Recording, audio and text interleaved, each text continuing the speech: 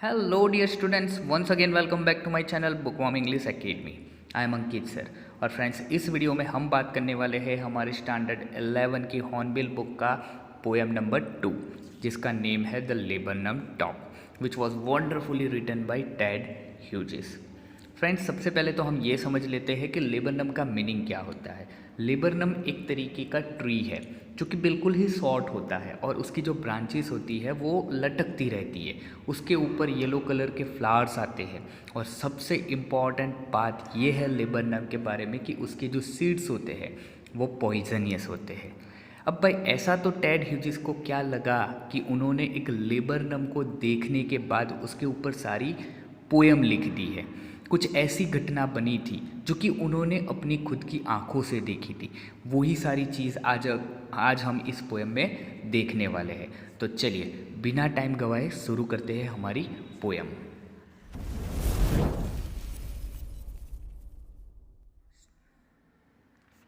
The laburnum top is silent, quite still in the afternoon yellow September sunlight. यहाँ पर Ted Hughes शुरुआत में ही हमें बता दे रहे वो जो भी चीज़ें देख रहे हैं उसी चीज़ के बारे में हमें बता रहे हैं। उन्होंने सबसे पहले क्या देखा? एक लेबरनम टॉप देखा। मैं सबसे पहले आपको ब्रीफ कर देता हूँ फ्रेंड्स कि अभी जो टेड ह्यूजिस जो हमारे पोएट है वो पोएट अभी लेबरनम टॉप को देख रहे हैं। और वो क्या देख रहे हैं कि लेबरनम टॉप जो ट्री है, आप बगल में पिक्चर देख रहे हो, उस तरीके का बिल्कुल क्वाइट है, साइलेंट है, स्टिल है, उसमें कोई मोशन नहीं है। और टाइम भी हमें यहाँ पर दे दिया है in the afternoon yellow September sunlight. It means ये जो टाइम है वो टाइम सितंबर का है, यानी कि स्प्रिंग का टाइम है और आफ्टरनून का टाइम यहाँ पर दिया गया है। तो ऐसे ही एक आफ्टरनून के टाइम पे वो एक लेबरनम टॉप को देख रहे होते, एक लेबरनम ट्री को वो देख रहे होते हैं।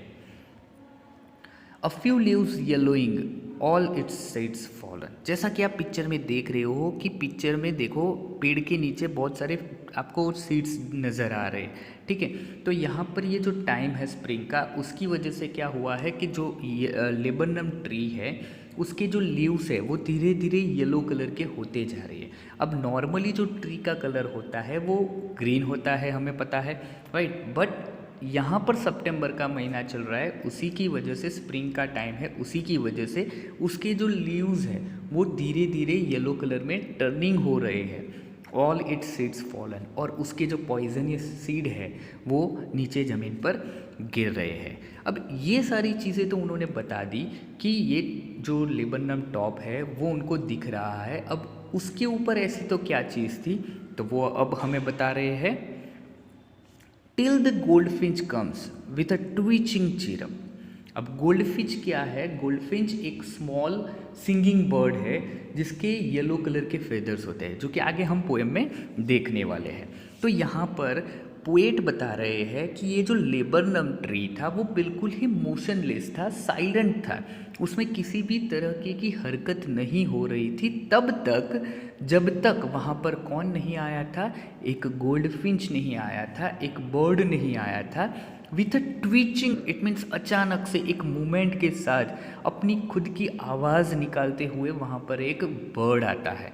और तब तक ये जो लेबरनम टॉप है वो बिल्कुल ही कैसा था? साइलेंट था। A suddenness, a startlement at a branch end. और जैसे ही वो बर्ड आता है, वो जो ट्री होता है उसका जो ब्रांच की एंड होती है उस एंड पर आकर वो बैठ जाता है। कैसे, किस तरीके से बैठता है? अ सडननेस, इट मीन्स अचानक से आके बैठता है। एक स्टार्टलमेंट होती है, अमेजमेंट होता है, और वहाँ पर जाकर वो बर्ड बैठ जाता है। Then silk as a lizard and alert and abrupt. यहाँ पर हमें बता रहे हैं then slick as a lizard and alert and abrupt she enters the thickness. It means जैसे ही उसकी जो मूवमेंट है, उस मूवमेंट को जो बर्ड जिस तरीके से ट्री में एंटर होता है, उस मूवमेंट को यहाँ पर पोएट ने किसके साथ कंपेयर किया है? लिजार्ड के साथ कंपेयर किया है। क्यों लिजार्ड के साथ कंपेयर किया है? क्योंकि आपने देखा होगा लिजार्ड जो होती है वो बिल्कुल स्मूथली अपने रास्ते पे आगे बढ़ती है, राइट। तो उसकी जो मूवमेंट है, गोल्डफिंच की जो मूवमेंट है, उस मूवमेंट को यहाँ पर ऑथर ने एक लिजार्ड के साथ कंपेयर किया है, क्योंकि वो बिल्कुल ही अलर्ट थी और एब्रप्ट, उसकी जो मूवमेंट थी वो बिल्कुल ही एब्रप्ट, सडन थी। अचानक से वो आती है और ट्री के एंड, ब्रांचेस की एंड के ऊपर बैठती है, और अचानक से जिस तरीके से लिजार्ड अपनी मूवमेंट आगे बढ़ाती है, उसी तरीके से वो जो गोल्डफिंच है वो अलर्ट होकर अचानक से अपनी मूवमेंट आगे बढ़ाती है। और कहाँ एंटर होती है? She enters the thickness. It means जो ट्री होता है, ट्री का जो आउटर पार्ट होता है, उसकी ब्रांचेस का जो आउटर पार्ट होता है वो पतला होता है, तो वहाँ पर आकर बैठती है और धीरे धीरे शायद कूदते कूदते या फिर कुछ और तरीके की मूवमेंट करते करते वो enters a thickness. It means कहने का मतलब उसका जहाँ पर ऑब्वियस है, जहाँ पर उसका नेस्ट होगा वहाँ पर वो धीरे धीरे जैसे ब्रांच ठीक होती जा रही है उस तरीके पर वो आगे बढ़ रही होती है। And a machine starts up of chattering and a tremor of wings and thrillings. और क्या यहाँ पर बता रहे हैं? And a machine starts up. एक बहुत ही अच्छा वर्ड यहाँ पर टेड ह्यूजिस ने यूज़ किया है, मशीन। मशीन किसके लिए? अब आप यहाँ पर देखो, ना ही कोई मैकेनिकल वे में बात हो रही है फ्रेंड्स, यहाँ पर तो केवल हमें एक ट्री दिखाया गया है और एक बर्ड दिखाया गया है। तो अचानक से ये मशीन यहाँ पर कैसे एंटर होता है? तो यहाँ पर दो तीन ऐसे वर्ड्स हैं जो आपको जानने हैं, जो कि यहाँ पर टेड ह्यूजिस ने मैकेनिकल लैंग्वेज को इंट्रोड्यूस करने के लिए यहाँ पर दिखाए हैं। And a machine starts up. Machine का कहने का मतलब है जो कि गोल्डफिंच खुद की बात है, कि गोल्डफिंच की यहाँ पर बात कर रहे हैं कि जो गोल्डफिंच है वो उसकी फैमिली के लिए एक इंजन की तरह है, राइट। और वो engine starts up of chattering. Chattering क्या होता है? जो बर्ड के द्वारा निकाली गई जो साउंड्स होती है उसे हम चैटरिंग कहते हैं।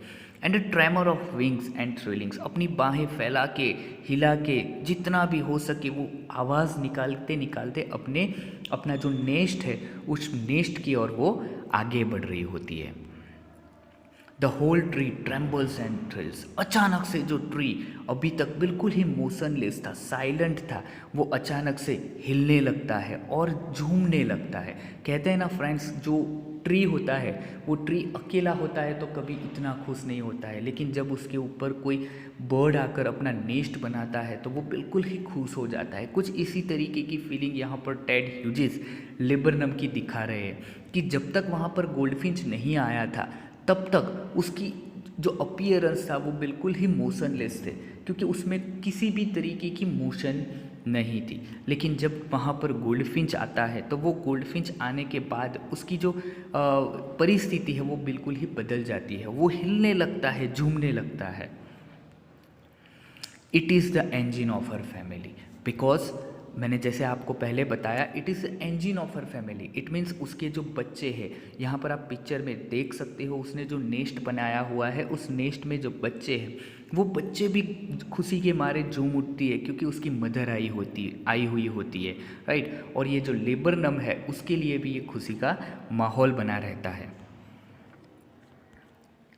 She stokes it full then floats out to the branch end. यहाँ पर हमें दिखा रहे हैं she stokes it full. Stoke का कहने का मतलब क्या है? Fuel to the engine. It means जो बच्चे हैं उनको अच्छी तरीके से खाना खिलाने के बाद then floats out to a branch end. अचानक से जो गोल्डफिंच है वो गोल्डफिंच कहाँ चली जाती है? जहाँ पर आकर वो बैठी थी, at the end of the branch, वहाँ पर वो वापस चली जाती है। Showing her barred face identity mask. She stokes it full, then flirts out to a branch and showing her barred identity mask। ये बहुत ही अच्छा वर्ड यहाँ पर फ्रेंड्स यूज़ किया है, बार्ड फेस आइडेंटिटी मास्क। आप लेफ्ट कलर की picture देख रहे हो, राइट। यहाँ पर हमें क्या दिखाया गया है कि वो बैठी तो है, ठीक है, ऐसे फ्लावर्स के पीछे वो कुछ इस तरीके से वो बैठी है कि उसका जो फेस का मास्क आपको यहाँ पर दिख रहा है, कुछ इस तरीके का मास्क वो जैसे कि हमें दिखा रही होती है, उस तरीके से टेड ह्यूजिस को वो गोल्डफिंच दिख रही होती है। आप लेफ्ट कलर का पिक्चर देखो कि जो उसके जो छोटे छोटे सीड्स है, राइट, ये लेबरनम है, लेबरनम ट्री के छोटे छोटे सीड्स है। हालांकि सारे सीड्स नहीं गिर गए हैं, यहाँ पर कुछ अभी भी ट्री के ऊपर है। तो उसके अंदर से जब वो टेड ह्यूजिस गोल्डफिंच को देखते हैं तो उस तरीके का उसका आगे आगे ब्लैक कलर का आपको फेस दिख रहा होगा, कुछ इस तरीके का फेस, एक आइडेंटिटी मास्क दिखा के यहाँ पर हमें बताया गया है। Then with air delicate whistle chirp whisperings she launches away towards the infinite.